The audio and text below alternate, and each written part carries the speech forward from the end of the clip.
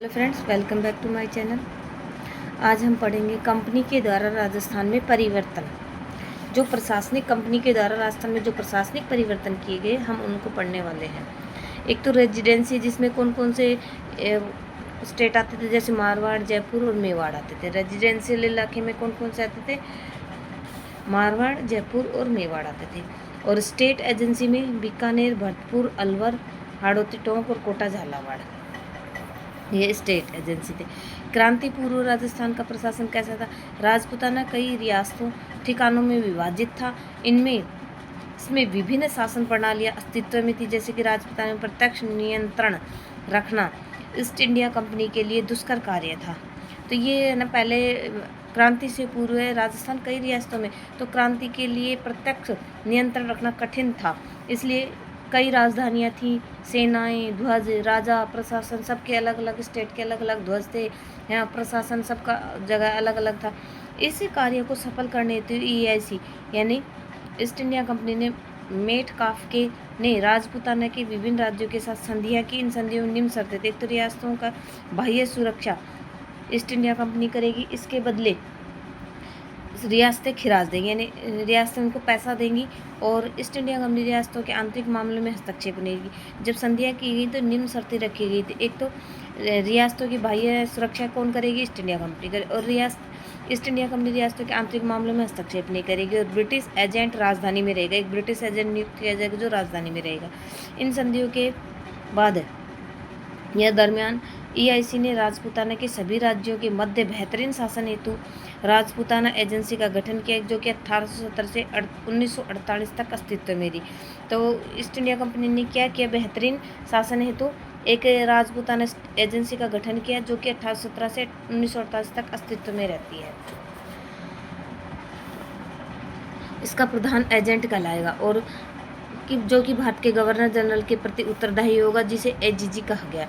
जो प्रशासनिक एजेंट नियुक्त किया जाएगा उसको AGG कहा गया। जो गवर्नर जनरल था, भारत का गवर्नर जनरल था, उसके प्रति उत्तरदायी होगा। और 1832 से 1845 तक AGG का कार्यालय अजमेर रहा। 32 से 45 तक एजेंट टू गवर्नर जनरल का कार्यालय कहाँ रहा? अजमेर में। तत्पश्चात 45 में आबू ग्रीष्मकालीन किया गया, ग्रीष्मकाल में बनाया गया, और आधिकारिक रूप से 1855 में। वैसे तो आबू को 1845 में ही ग्रीष्मकालीन बनाया गया था कार्यालय, लेकिन आधिकारिक रूप से, कानूनी रूप से 1855 में। मिस्टर लॉकेट राजस्थान के पहले AGG नियुक्त किए गए थे, और बाद में तथा 1857 में AGG, जब 1857 की क्रांति हुई उस समय AGG कौन था राजस्थान का? पैट्रिक जॉर्ज लॉरेंस था। और पहले कौन बने थे? Mister locket. इसके अधीन राजपूताना का यानी 3,30,330 किलोमीटर क्षेत्रफल रखा गया। इस क्षेत्र की रिपोर्ट AGG को देता था, कि मतलब कि जो इतना क्षेत्र था 3,30,330 किलोमीटर, इसे राजपूताना का इतना AGG के नियंत्रण में रखा गया, और इसकी रिपोर्ट AGG किसको देता? भारतीय गवर्नर जनरल को देता था। अब इसका किस तरह होता था? देखो, एडवोकेट एजेंट होता था, फिर उसके ऊपर कौन होता था? पॉलिटिकल एजेंट होता था, और फिर उसके बाद में राजपूताना एजेंट होता था, और फिर बाद में EIC का नियंत्रण होता था।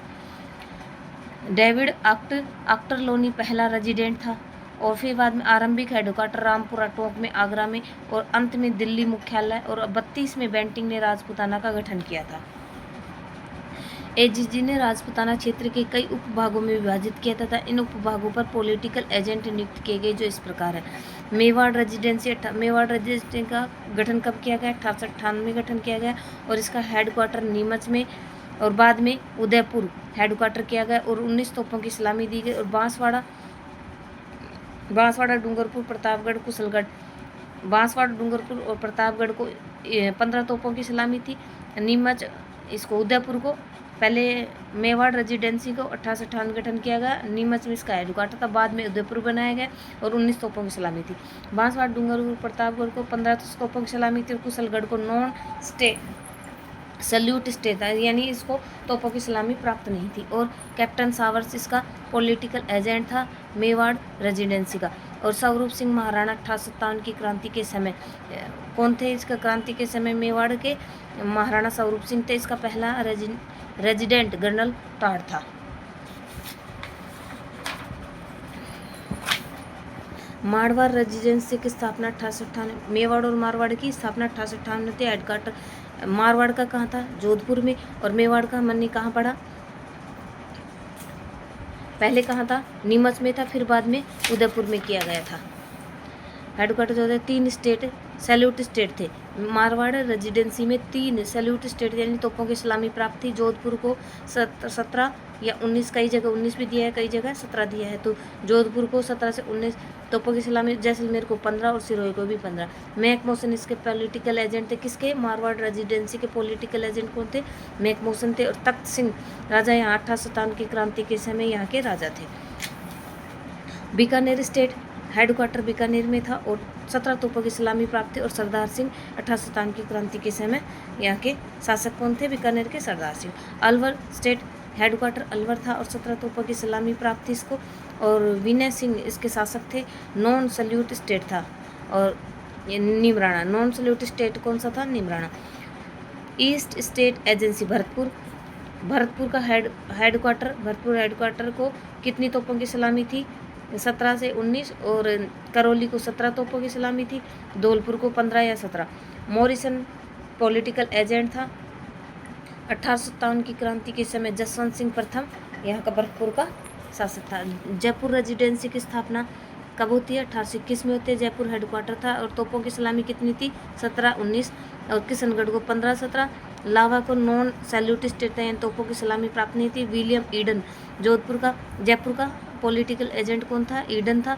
1857 की क्रांति के में शासक राम सिंह द्वितीय था। हाड़ौती और Tonk agency state Deoli Tonk headquarter Hadoti और टोंक एजेंसी स्टेट था। और देवली टोंक इसका हेडक्वार्टर था। टोंक के शासक कौन थे? वजीरुद्दीन थे। बूंदी को 17 तोपों की सलामी थी। टोंक को 17 और शाहपुरा 9 सैल्यूट स्टेट थे। कोटा झालावाड़ एजेंसी स्टेट कोटा का हेडक्वार्टर कौन सा था? कोटा झालावाड़ रेजिडेंसी इसका एजेंसी स्टेट था और इसका हेडक्वार्टर कोटा था। और इसको 17 या 19 तोपों की सलामी थी। झालावाड़ को 17, 19। Major Burton Kota Jhalawar agency का पॉलिटिकल एजेंट था। 1857 की क्रांति के समय शासक महाराव राम सिंह थे। अजमेर मेरवाड़ा केंद्र शासित प्रदेश था और सीधे गवर्नर जनरल द्वारा शासित होता था। 1825 से पूर्व मराठा नियंत्रण था। और colonel Charles George Dixon Beawar के संस्थापक कर्नल चार्ल्स जॉर्ज डिक्सन क्रांति के समय ब्यावर के निकट नया शहर न्यू सिटी बसाया गया। यहाँ पर 1836 में मेरवाड़ा बटालियन नियुक्त की गई थी।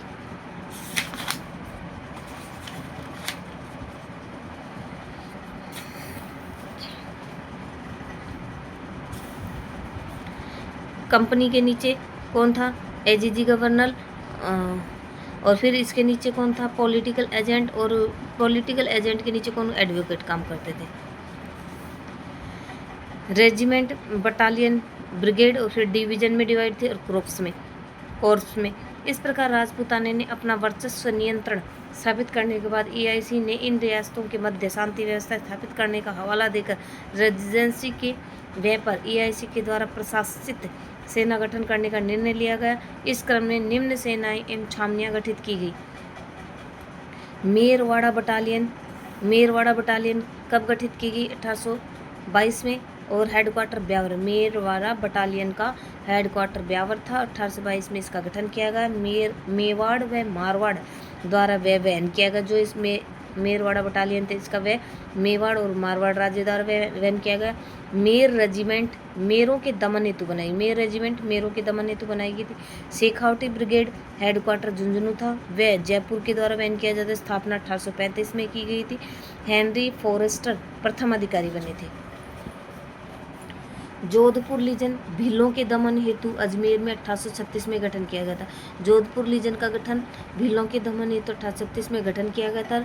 1837 में बड़गांव सिरोही में मुख्यालय और 1842 में कर्नल डाउनिंग ने इसे एरनपुरा सिरोही में स्थापित किया। वह जोधपुर के द्वारा वहन किया गया। MBC Mewar Bhil corpus MBC का मतलब मेवाड़ भील कॉर्पस खानदेश भील कॉर्पस की तर्ज पर स्थापना की गई। प्रथम अध्यक्ष दौलत सिंह थे। मुख्यालय खैरवाड़ा उदयपुर व कोटड़ा 2 केंद्र थे। वे उदयपुर में 1837 में आउटर्न ने सिफारिश दी। इस पर 1 जनवरी 1841 को महाराणा सरदार सिंह ने MBC की स्थापना की थी। विलियम हंटर CO थे। मीणा रेजिमेंट JD मैकडोनाल्ड के नेतृत्व में 1897 में उदयपुर के मीणाओं के दमन हेतु मीणा बटालियन गठन की और हेडक्वार्टर देवली छावनी था, जिसे 1860-61 में अनियमित सेना बना दी गई। इसे 1903 में 42वीं देवली रेजिमेंट के रूप में तब्दील किया गया। 1921 में इस रेजिमेंट को समाप्त कर दिया गया था। इसके स्थान पर 1922 में मीणा कोर की स्थापना कर दी गई, जिसमें एरनपुरा की 43वीं बटालियन भी शामिल थी। अफगान मोर्चे पर अंग्रेजों की सफलता दिलाई, जिसका विवरण कैडलर ने अपनी पुस्तक द सिपोय में किया है, और प्रथम विश्व युद्ध में अंग्रेजों की तरफ से भाग लिया था। 1857 की क्रांति तक EIC ने राजपुत में 6 सैनिक छावनियां बना दी थी। नसीराबाद 1818 में और पैदल सेना 15वीं बंगाल इन्फेंट्री थी और 1818 में डेविड आफ्टरलोली ने नसीराबाद बसाया। इसे शाह आलम द्वितीय ने नसीरा-उद-दौला की उपाधि दी थी। कर्नल नॉक्स ने इसे छावनी बनाया। बंगाल नेटिव इन्फेंट्री तैनात की।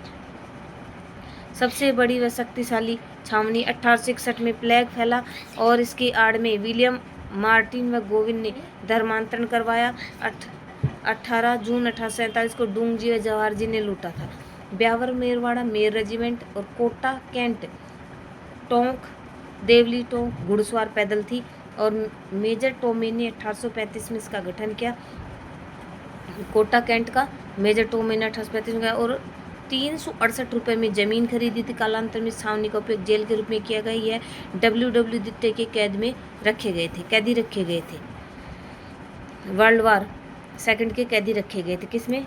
कोटा कैंट देवली टोक में घुड़सवार पैदल और नीमच कैंट MP में बॉम्बे बंगाल और 1822 MBC मेवाड़ भील कॉर्पस खैरवाड़ा में जोधपुर लीजन एरिनपुरा में 5000 सैनिक थे। क्रांति से पूर्व स्थानीय सैनिक मेर व MBC ने क्रांति में भाग नहीं लिया था। तो ये प्रश्न बन सकता है कि कौन सी रेजिमेंट सैनिक छावनी थी जिन्होंने इसमें भाग नहीं लिया था। तो मेर व MBC ने क्रांति में भाग नहीं लिया था। 1857 की क्रांति व राजस्थान, इसका हम नेक्स्ट वीडियो में पढ़ेंगे। इस वीडियो में अगर आपको पसंद आता है तो मेरे चैनल को लाइक शेयर सब्सक्राइब जरूर करें। Thank you.